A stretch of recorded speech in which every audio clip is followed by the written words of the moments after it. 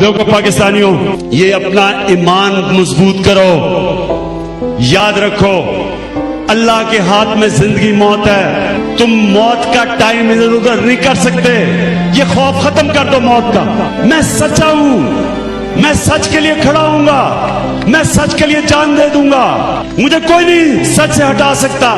یہ ہے ہمارا ایمان، اور یہ ایک چھوٹے سے انسان کو بڑا انسان بنا دیتا ہے۔ اس ایمان پہ میں چلتا ہوں، اس لیے تو ان ساروں کے خلاف کھڑا ہوں، سارے وقت کے فرعونوں کے سامنے کھڑا ہوا ہوں۔ میرا نصب العین ہے، ایاک نعبد و ایاک نستعین، اللہ تیری عبادت کرتا ہوں، تیرے سے مدد مانگتا ہوں۔ جہاد کیوں اللہ نے ہمارے پہ فرض کیا ہے؟ کیونکہ اللہ کہتا ہے جب تم ظلم اور ناانصافی دیکھو تو تمہارے پہ فرض ہے انسانوں کہ اس کا مقابلہ کرو، اس کے سامنے کھڑے ہو، ظالم کا مقابلہ کرو۔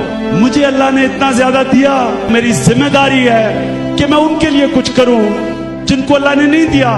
میں تو پالیٹکس میں آیا اس لیے ہوں۔